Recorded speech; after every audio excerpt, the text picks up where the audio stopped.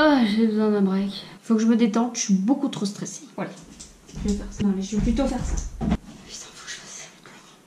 J'ai besoin d'un break. Je vais essayer de lire pour me détendre. J'arrive pas.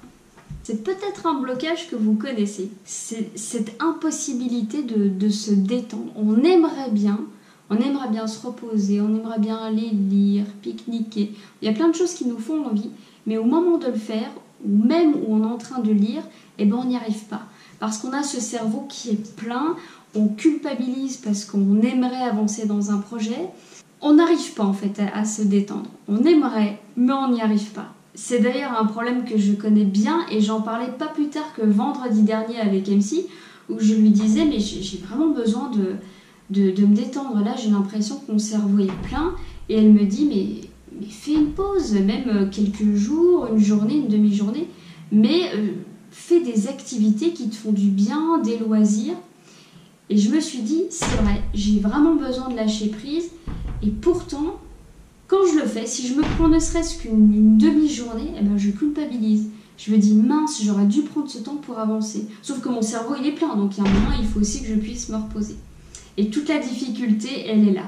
Et c'est même catastrophique parce que au lieu de se détendre, eh ben on stresse parce qu'on aimerait avancer sur quelque chose. Donc en fait on stresse de ne pas stresser.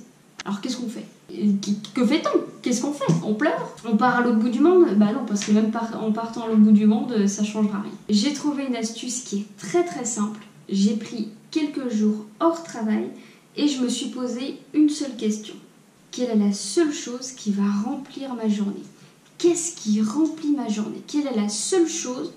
Une fois qu'elle est réalisée, je me dis, c'est bon. Alors là, c'est bon. Journée pliée, je suis contente. En fait, c'est qu'est-ce qui fait que je me sens bien une fois que j'ai réalisé cette chose. Peu importe quand je le fais dans ma journée, mais à partir du moment où cette chose est faite, je me sens bien. Ma journée, elle n'est pas perdue. Deuxième chose, je me lève le matin vers 4-5 heures et avant de commencer à travailler, je fais ma routine matinale. Donc ça commence avec du yoga, pas d'interaction, pas d'interruption, c'est-à-dire pas de téléphone, pas de tablette, pas d'ordinateur, surtout pas de sonnerie, silence absolu.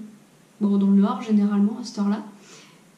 Il n'y a rien qui viendra rompre ce silence et surtout rien qui pourra m'empêcher de poursuivre le fil de mes idées. Ça c'est très très très important.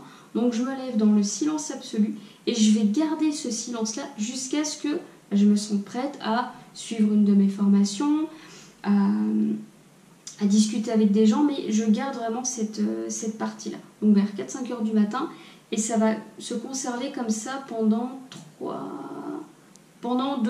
heures. En fait. Pendant 2-3 heures, silence absolu.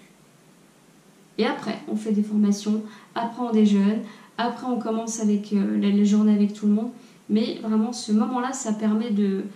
Comment dire? Ça permet de s'aligner et surtout de se mettre en forme, de construire cette forme pour que dans toute ma journée, je conserve exactement l'état d'esprit avec lequel je me suis levée. Pensez-y, testez, vous m'en redirez des nouvelles.